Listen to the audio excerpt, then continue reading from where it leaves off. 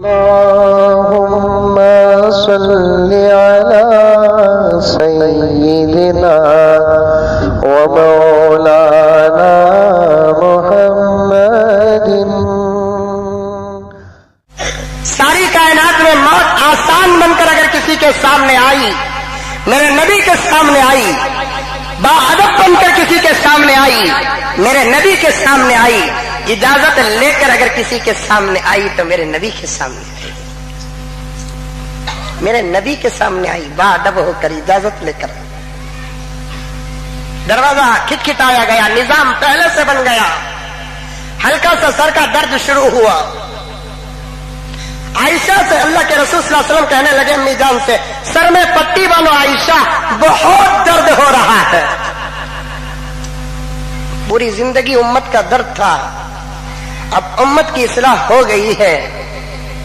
اور رأیت الناس يدخلون، آپ دیکھیں گے کہ داخل ہوتے ہوں گے فی دین اللہ افواجا، دین میں فوج در فوج. اب آپ کو 13-14 سال پہلے جو محنت کرنا تھا ویسے کرنے کی ضرورت نہیں. آپ کا اشارہ ہوگا سووں کی تعداد میں لوگ اسلام قبول کریں گے. اس لیے پیغمبر اب دین مکمل ہو گیا، ہمارے پاس آنے کی تیاری کرو. کئی جگہ اللہ تعالیٰ نے قرآن میں الارم بجا دیا. ایک الارم کیا بجایا؟ اليوم اکملت لکم دینکم واتممت علیکم نعمتی ورضیت لکم الاسلام دینا. دین مکمل ہو گیا. دوسرا الارم کہاں بجایا اللہ تبارک و تعالی؟ سورۃ النصر کے اندر، اذا جاء نصر اللہ والفتح، جب اللہ کی مدد اور کامیابی آنے لگے گی. ورأیت الناس يدخلون فی دین اللہ افواجا. اے پیغمبر آپ دیکھیں گے چوک در چوک، جماعت در جماعت، قریے در قریے لوگ آ کر دین میں شامل ہوتے رہیں گے. اب آپ کو محنت کرنے کی ضرورت نہیں، آپ کی محنت بھی مکمل ہو گئی. اور آپ نے جن لوگوں پر محنت کی اب وہ محنت کرنے کے لائق بن گئے. ابو بکر آپ کے نائب بن گئے، عمر آپ کے نائب بن گئے، عثمان و علی آپ کے نائب بن گئے. یا رسول اللہ صلی اللہ علیہ وسلم، اللہ تبارک و تعالیٰ فرماتے ہیں اب آپ کیا کریں؟ فسبح، تسبیح بیان کیجیے. کس کی؟ بحمد ربک، واستغفر، اور اللہ سے مغفرت طلب کیجیے، استغفار کرتے رہیے، اس لیے کہ وہ رب توبہوں کو قبول کرتا ہے. میرے نبی عقل مندوں کے عقل مند، عاقلوں کے عاقل، اللہ کے دیے ہوئے اشارے کو میرے نبی سمجھ گئے، کیونکہ عقل کے 990 پر 9 حصے کے مالک تھے. اللہ کے دیے ہوئے اشارے کو سمجھ گئے. پورے فتح مکہ اور غزوات سے فارغ ہو کر سیدھے جنت البقیع آئے. جنت البقیع کے تمام مرحومین کو مغفرت کی دعا کرتے ہیں اور جنت البقیع سے نکل کر اپنے عائشہ کے حجرے کی طرف آتے ہیں تو سر کا درد شروع ہو گیا. یہ ابتدا تھی اور ایک نظام کا اول مرحلہ تھا. درد شروع ہوا، سر میں پٹی باندھے آتے ہیں اللہ کے رسول. کب درد شروع ہوا؟ مختلف روایات ہیں. جمعے کا دن تھا، درد شروع ہوا. پیر کا دن تھا، درد شروع ہوا. ہفتے کا دن تھا، درد شروع ہوا. بخار ڈائریکٹ آتی نہیں، بخار آنے سے پہلے درد آتا ہے، درد کے بعد بخار آتی ہے. اللہ کے رسول کو بخار کے بعد درد آیا، درد کے بعد بخار آئی.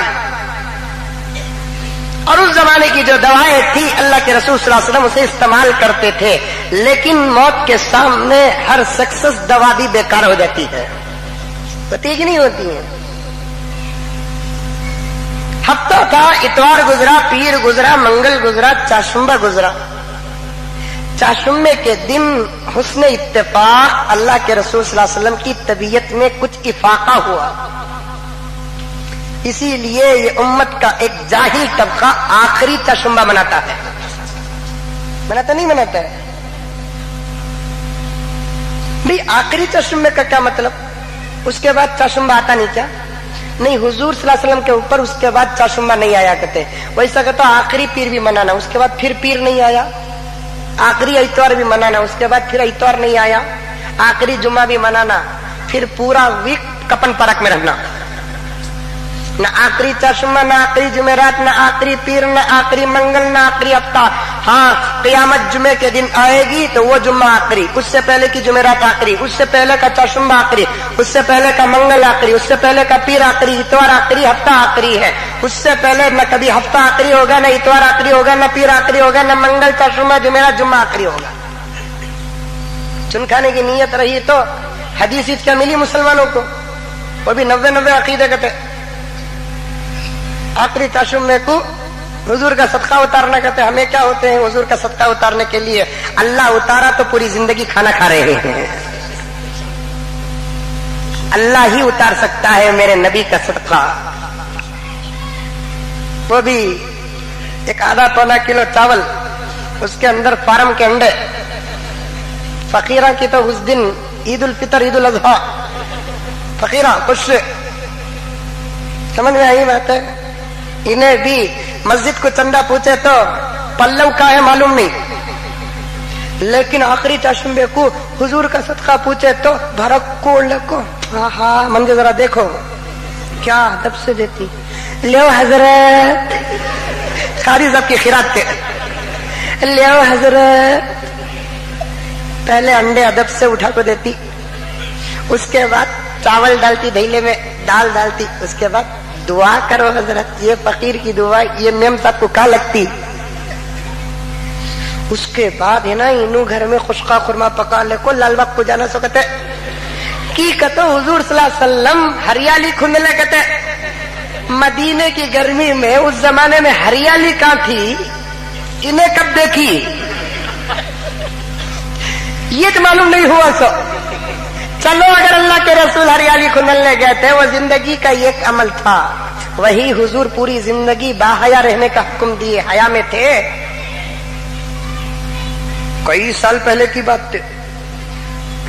ایک عورت مجھے فون کر کے پوچھی، بھائی کہاں کبھی فون آتا نا کب میری بیوی کا دماغ خراب ہوتا کی. سمجھ میں آئی بات ہے؟ آ جاتے فون. ایک بیکو کا فون آیا، حضرت میں نہا سکتا ہوں کیا؟ حضرت پوچھی. میں بولے آ گیا اماں تو نانا کا تو منظر کیوں پوچھ رہے ہے؟ اگر یہ فون کے اندر کی گفتگو مسز مزمل کو معلوم ہوئی نا، تیرا تو کچھ نہیں ہوتا، مزمل کا خطبہ ہو جاتا. تیرا تو کچھ ہوتا نہیں، مزمل کا خطبہ ہو جاتا. نہیں حضرت، وہ ہمارے نانی بولے آج آخری چشمہ کہتے، نہانا نہیں کہتے، بیکا حمام کو گئے تو منڈی ہلتی کہتے. مزاور رہے، بیکا حمام کو گئے تو منڈی ہلتی کہتے. کیا وہ سارا دن ناپاک رہتی؟ پاکی تو دین کا حصہ ہے. الطہور شطر الایمان، پاکی دین کا حصہ ہے. جب ناپاک ہوتے ہیں پاکی حاصل کر لو. ایک اچھا کام کرے تو منڈی ہلتی، ٹی وی دیکھے کبھی بھی منڈی ہلی، نماز چھوڑے کبھی بھی منڈی ہلی، دودھ والے سے بات کرے منڈی ہلی، سنگا والا گھر کے اندر آیا منڈی ہلی. پھر یہاں کہیں کو منڈی ہلتی، کون کی گڑگے کو مارا تو ہم کیا بوڑھے کہتے ہیں؟ نہیں، اس کی کوئی اصل نہیں ہے.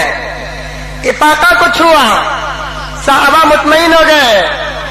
جب اگلا پیر آیا، یہ میری نبی کی زندگی کا آخری پیر تھا.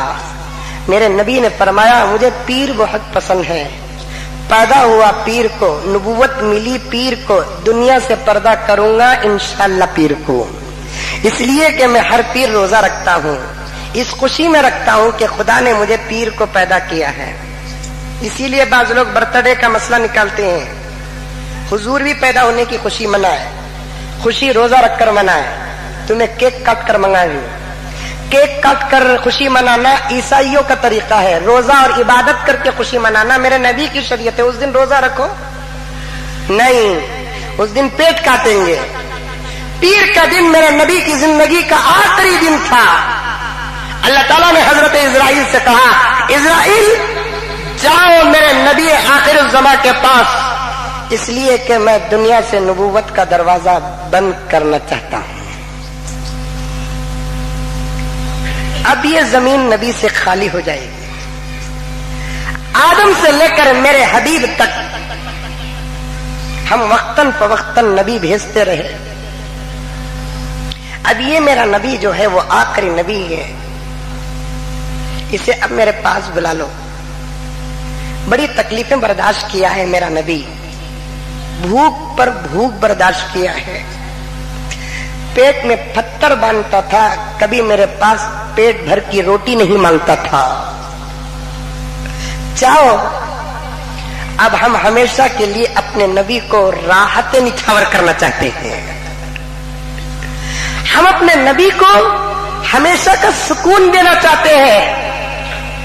وہ نبی امت کے خیال سے کبھی اپنے جسم پر کوئی قیمتی کپڑا نہیں پہنا. اس کے پیون کو دیکھ کر آسمان کو رونا آتا تھا. جاؤ اسرائیل میرے حبیب کو لے کر آؤ, ہم اسے اب جنتی لباس پہنانا چاہتے ہیں.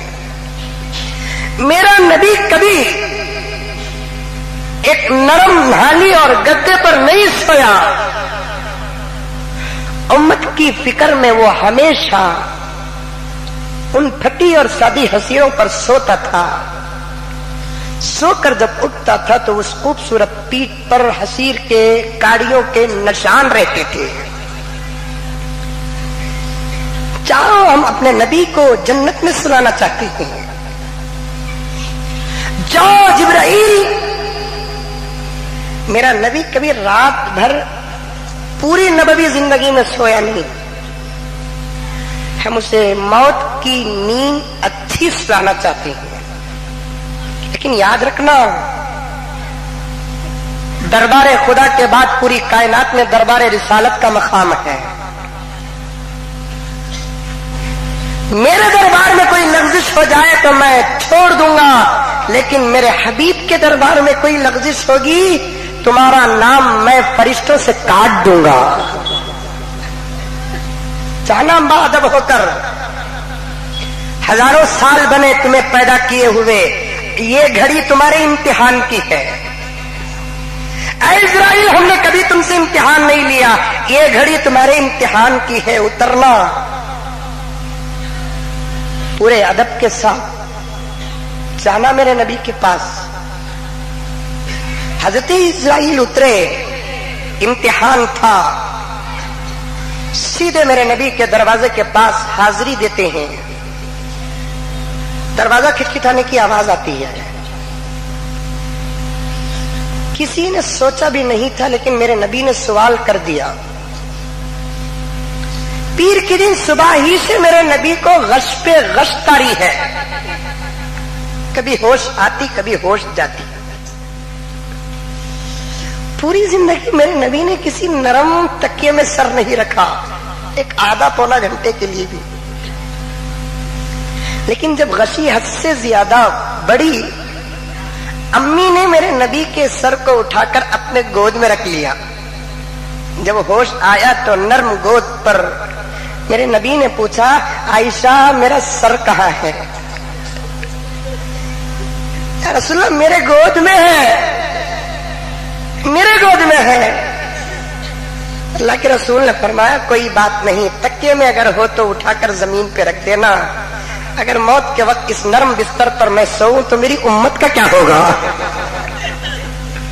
موت کے وقت اگر میں اس نرم بستر پہ سوؤں میری امت کا کیا ہوگا؟ تیری گود ہے تو کوئی بات نہیں.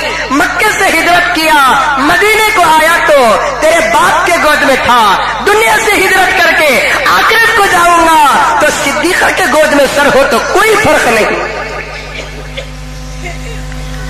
اللہ کے رسول طاقتوروں کے لیے مثال تھے, بڑے جری انسان تھے. 40 جنتیوں کی طاقت اللہ نے میرے نبی کو عطا کیا. 40 نبیوں کی طاقت اللہ نے میرے نبی کو عطا کیا. لیکن آج وہ نبی اٹھ کر بیٹھنے کی طاقت بھی نہیں رکھ رہا ہے.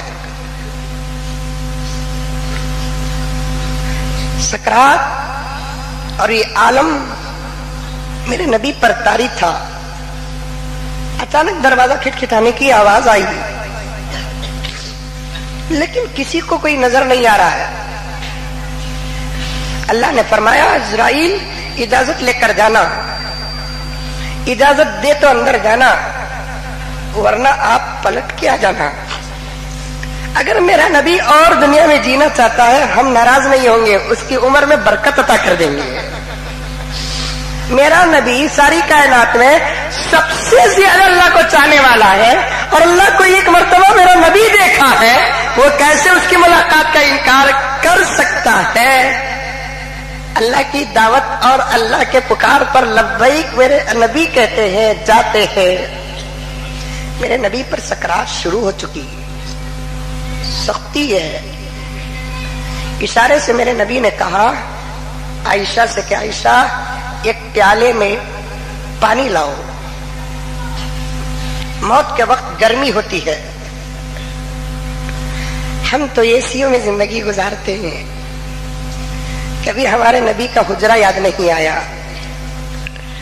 उस प्याले पे हाथ डालते अल्लाह के रसूल सल्लल्लाहु अलैहि वसल्लम और के पानी को अपने चेहरे पे डाल लेते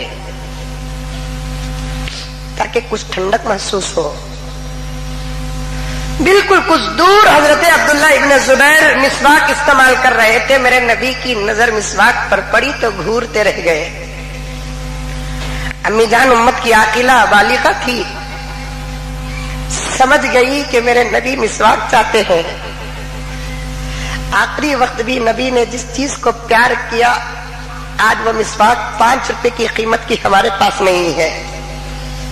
अंग्रेज का ब्रश 70-80 रुपए का हमारे पास मौजूद है, लेकिन नबी की सुन्नत वाली मिसवाक की काड़ी 5-10 रुपए की हमारे पास नहीं।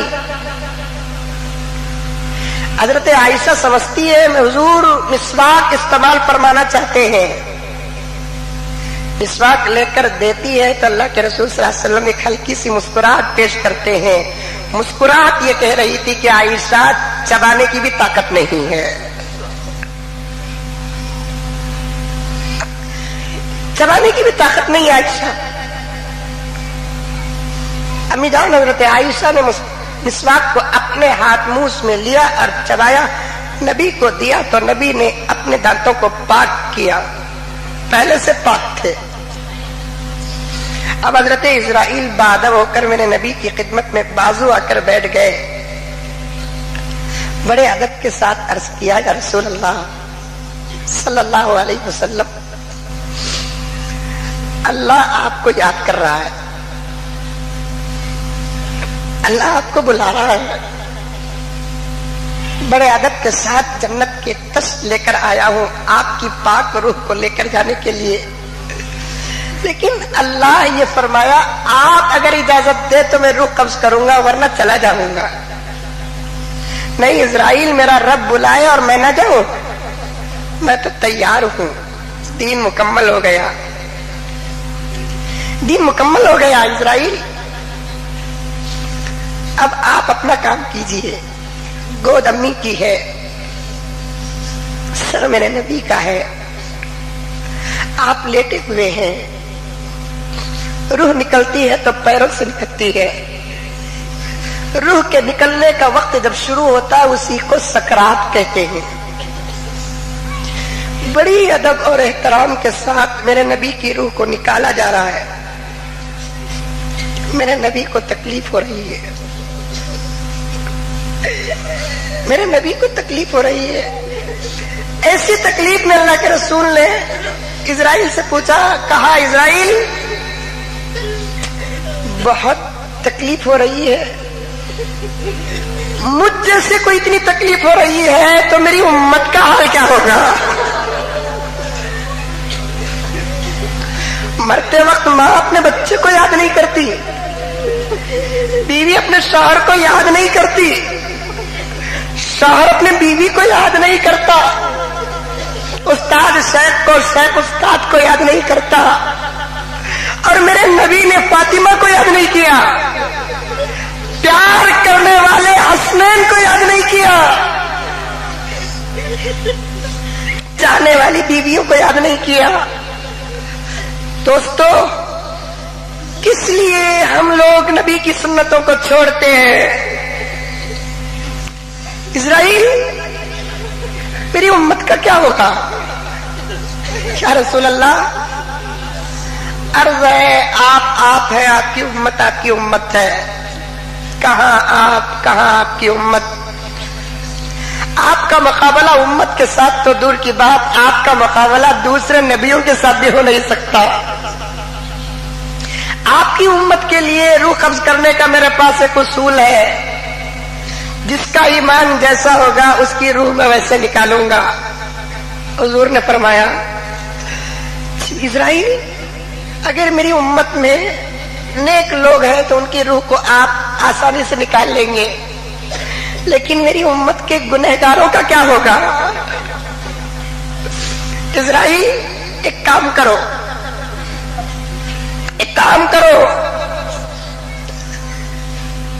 मैं नबी हूं, बाप का दर्जा रखता हूं, एक काम कर दो, इसके बाद मेरी उम्मत को मेरी नजर भी नहीं पड़ेगी।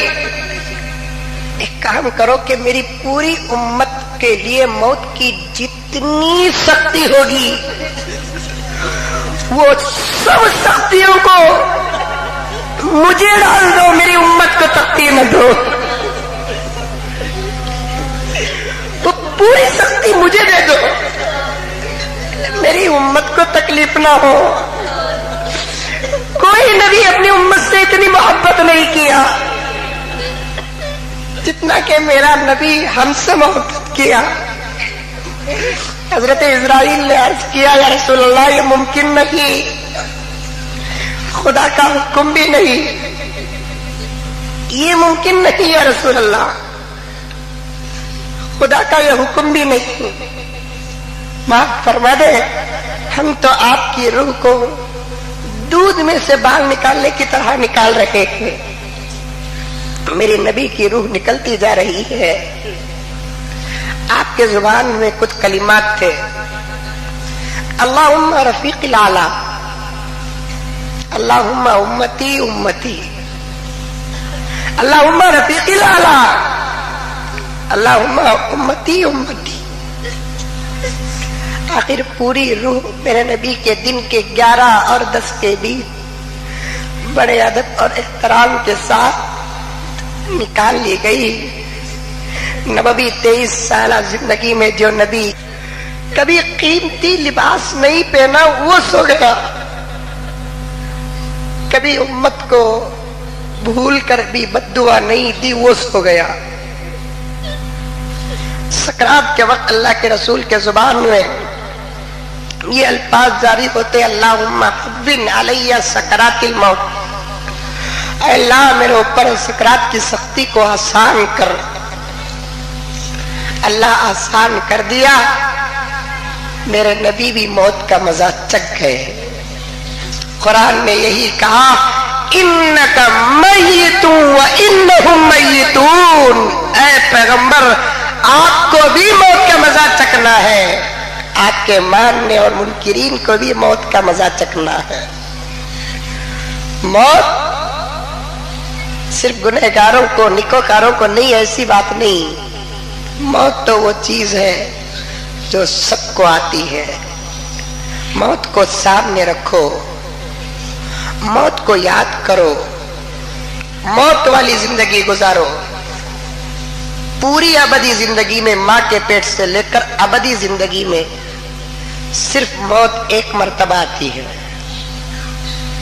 एक मर्तबा आदमी मर जाता है, कब्र में जब उठाया जाता है, फिर कभी कब्र में मौत नहीं आती, हशर में मौत नहीं आती, जन्नत में मौत नहीं आती, दोज़ख में मौत नहीं आती। एक ही मर्तबा खुदा मौत का फैसला करते हैं। मौत को सामने रखकर हमेशा जिंदगी करो। अल्लाह ताला हम तमाम की मौत आसान फरमाए।